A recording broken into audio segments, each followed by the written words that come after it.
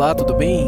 Você é adulto? Não fecha o vídeo não, fica aí. Eu sou jovem, vai ter uma cena de gameplay de um jogo agora, mas pode acreditar, talvez eu tenha alguma coisa pra te ensinar, ou o próprio jogo. Eu pesquiso sobre isso, a gamificação, e eu acho que as pessoas, elas se fecham pra aprender coisas novas e preferem consumir entretenimento não muito profundo para que o cérebro não se canse, porque já tá cansado do cotidiano da vida de cada dia, né, do cansaço, do estresse. Mas eu quero falar para você sobre inteligência artificial. E se você é jovem, você tem assuntos em comuns com os seus pais? Que tal você falar com eles de inteligência artificial? Você conversa com seus amigos sobre inteligência artificial? Isso é um assunto que todo mundo, na minha opinião, deveria estar conversando. Por isso que eu me interesso muito sobre isso e quero conversar um pouco sobre ele com você. Dá uma olhada, você não vai se arrepender. Tô querendo saber a minha opinião, se eu acho que algum dia as inteligências artificiais vão passar no teste de Turing. Se você não sabe o que é o teste de Turing, eu explico pra você. É muito simples e é uma coisa muito foda. E a gente tá num ambiente perfeito para falar sobre isso. Tem dois caras aqui comigo. Eles são inteligências artificiais ou será que eles são jogadores de verdade? Porque nesse jogo a inteligência artificial, ela é muito boa, ela é muito bem feita. E assim, uma inteligência artificial pode então estar se passando por um ser humano aqui, no caso desses dois fantasmas que estão aqui me acompanhando em minha jornada horrível aqui no Dark Souls. O teste de Turing é isso, é para ver se uma inteligência artificial é capaz de conversar com um ser humano e o ser humano não perceber que não se trata de uma inteligência artificial, que pensa que é outro ser humano, que você está conversando com uma outra pessoa de verdade. Cara, pare para refletir um segundo sobre o que isso significaria para a sociedade. O que ia significar que uma inteligência artificial estivesse falando com o ser humano sem que o ser humano perceba que não se trata de um ser humano?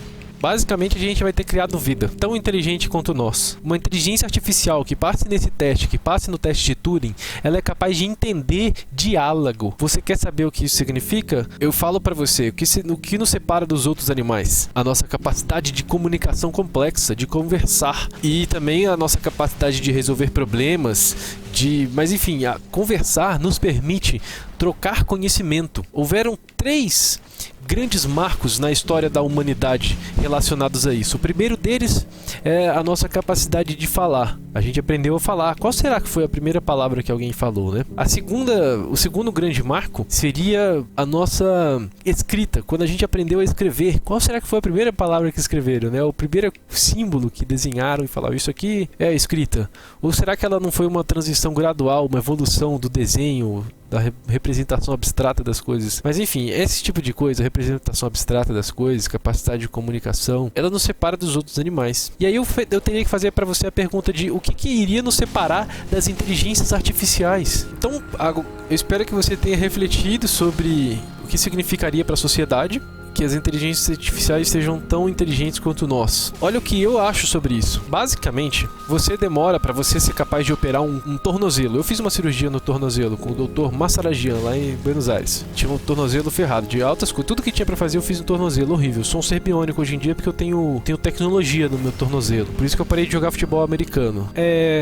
O que eu acho disso é, você demoraria então 25 anos para você fazer, estudando sua vida inteira, para você fazer a sua faculdade de operar tornozelo. E aí você seria capaz de operar um tornozelo, mas você não opera cérebros e você não opera corações, você não opera intestinos, barriga aberta, você só faz uma cirurgia, que é a cirurgia do tornozelo. Aquilo você se dedicou a vida toda para aquilo. Uma inteligência artificial, um robô, uma máquina, ela consegue aprender o que você leva 25 anos em 25 milissegundos, em 25 nanosegundos, talvez um dia. Ela aprende muito mais rápido as coisas. E o que ela aprende? De onde que ela ia pegar conhecimento?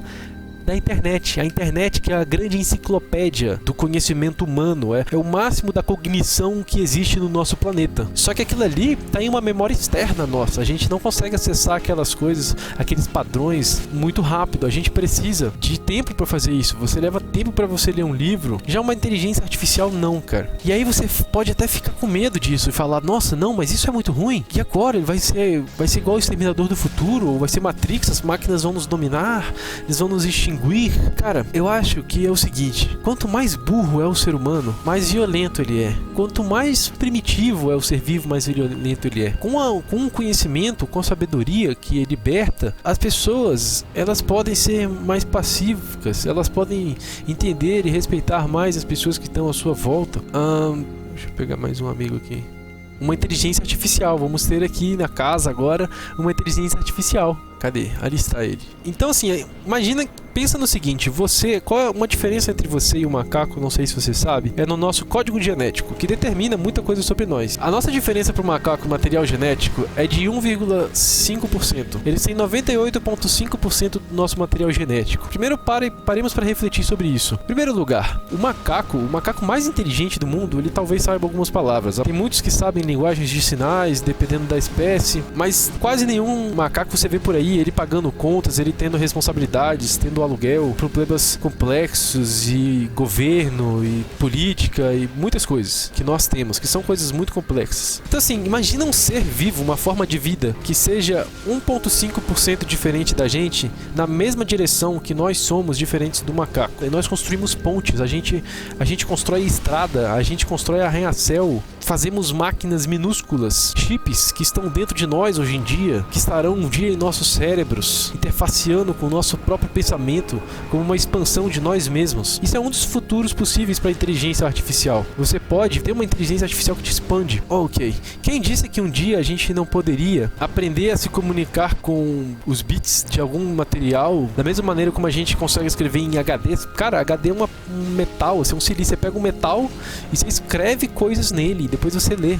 Memórias são coisas impressionantes, memórias de computador. São maneiras de persistência, né? São maneiras de você guardar seus dados. Não tem diferença nenhuma entre a memória do computador e o papel. Inclusive, os primeiros computadores usavam papel de memória.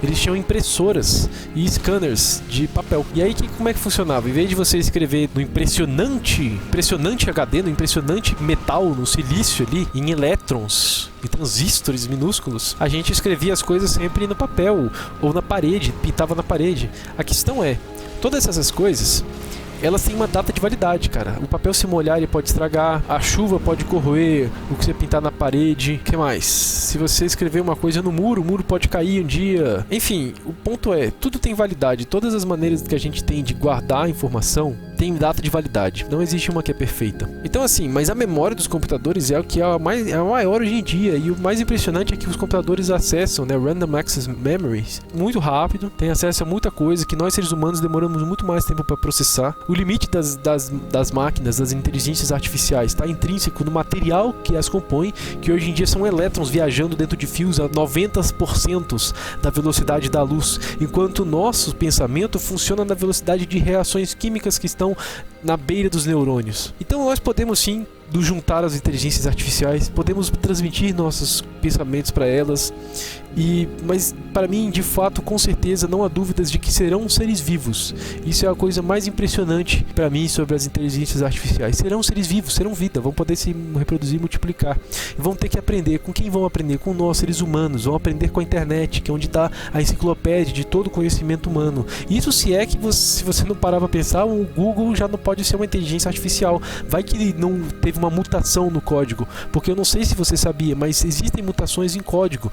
Afinal de contas, como eu falei, os computadores funcionam com elétrons passando dentro de fios. Às vezes um elétron se comporta de uma maneira inesperada. Existem incertezas quânticas intrínsecas nessa coisa. O computador é fruto da física quântica. Então, é possível haver mutações em código, em pedaços de código, em bits. Da mesma maneira que um DNA codifica nós, um ser humano, você tem um código que codifica um programa de computador. E aí eu te pergunto, qual é a diferença entre você e uma inteligência artificial novamente? E é isso. Essas coisas são impressionantes de se pensar, mas não é preciso ter medo das inteligências artificiais, na minha opinião, porque, como eu estava falando antes, serão seres superiores a nós, serão seres que têm um raciocínio melhor do que o nosso, seres que não vão necessariamente sofrer dos mesmos problemas que nós. Da mesma maneira que hoje eu me vejo capaz de ver como é horrível a guerra, eu acho que as inteligências artificiais também vão ver isso um dia. E a capacidade de comunicação deles é muito melhor do que a nossa. E acho que conversando, as pessoas aprendem coisas e elas se entendem, e coisas boas acontecem por conta disso. Quando as pessoas adquirem conhecimento, passam a pensar. Mas eu sou casado e não tenho Tinder, eu tô atrasado e não tenho o dia inteiro. E o rap é um negócio muito legal. Aprendi muitas coisas com o rap. Mas isso é uma conversa para outro dia.